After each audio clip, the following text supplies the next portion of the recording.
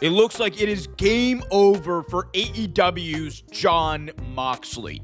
After what can only be described as one of the worst world title runs in recent memory, Jon Moxley and Hangman Adam Page are on a collision course for AEW All In a match that will likely see the world champion lose his title, putting an end to one of the most miserable chapters of not only Moxley's career, but of AEW. Over the past almost 8 months, Jon Moxley's title reign has been an albatross over the entire company.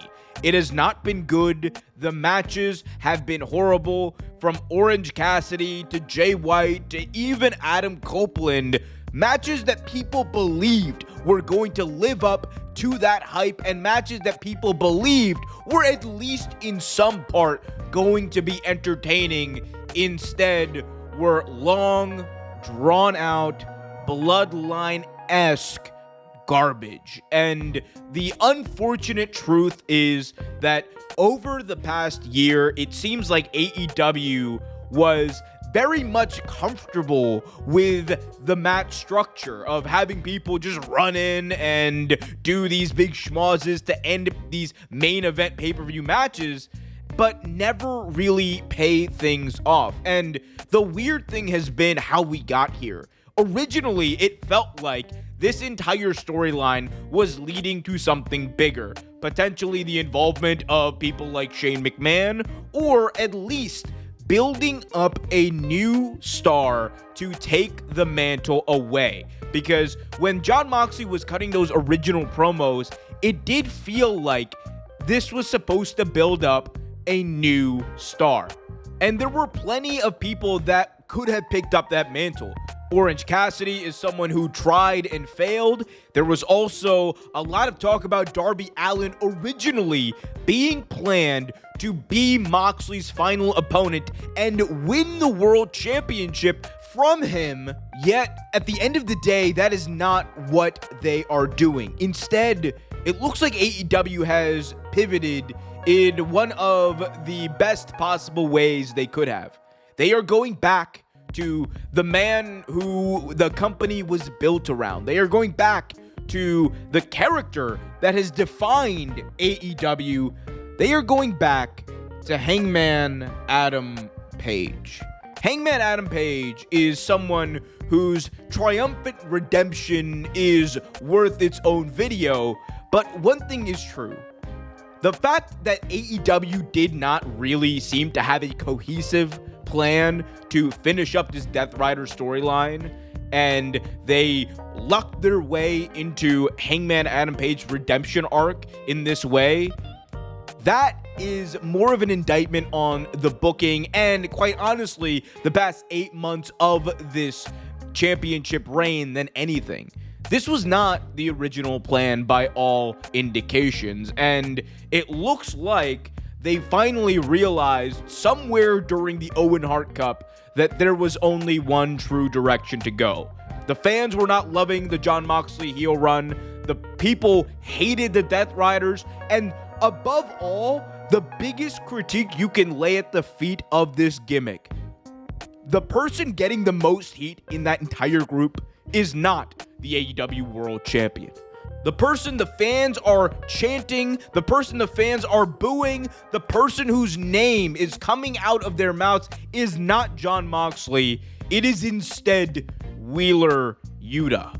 The same man who betrayed the American Dragon, Bryan Danielson, by suffocating him at AEW Wrestle Dream in front of his home crowd. And the same guy who, for the past couple of years, has virtually had no heat whatsoever, no matter what character he has portrayed. That is who the AEW World Champion has been relegated to being. He is not as good, he is not as over, he is nowhere near the realm of relevancy he needs to be in. And that is why ending this at All In, which seems to be the case, is such a good thing. It will allow AEW to move forward. It will allow AEW to bring on a more positive and more creative show. Instead of having the AEW World Championship locked up in a box, something we haven't seen, the prize that everyone in this company is fighting for is going to be displayed proudly. Instead of every single main event match at every pay-per-view ending in a Death Rider schmoz, you are going to have meaningful matches with definitive winners and definitive losers, which is what professional wrestling is all about. No matter how much we like the spectacle, no matter how much we like the run-ins, no matter how much we may think that these cutscenes in the middle of pro wrestling matches are great, the fact remains that when wrestling is at its best, it is two people telling a story in that ring, and that is it. That is the beauty of professional wrestling. When you can do that and you can get a reaction from the crowd in that way, it means even more than all of the pomp and circumstance you could throw out there. Think about AEW Double or Nothing, Hangman Adam Page versus Will Ospreay. That match was genuinely one of, if not the best matches of the entire year in any pro wrestling company. And yet, there was no pomp and circumstance outside of what those two were doing in the ring. That's because what they were doing and the story they were telling was magic. And at the end of it, you knew that you were going to get a definitive winner. When was the last time you could think that for an AEW World Championship match? I will wait. If you are looking at the screen right now and wondering if I'm going to give you an answer, I am not. Ever since Jon Moxley held that belt, there has not been an instant where you genuinely believed that someone else was going to win.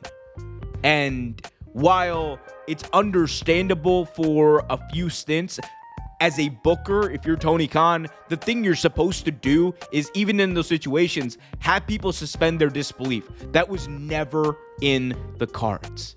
And that is why this AEW World Championship run for Moxley has been such a drag and such a failure. That is why at All In, when Hangman Page definitely beats him, it is going to be a fantastic moment. And that is why it is necessary in order to get AEW back on track. Will they do it though? Hey, I guess we'll see.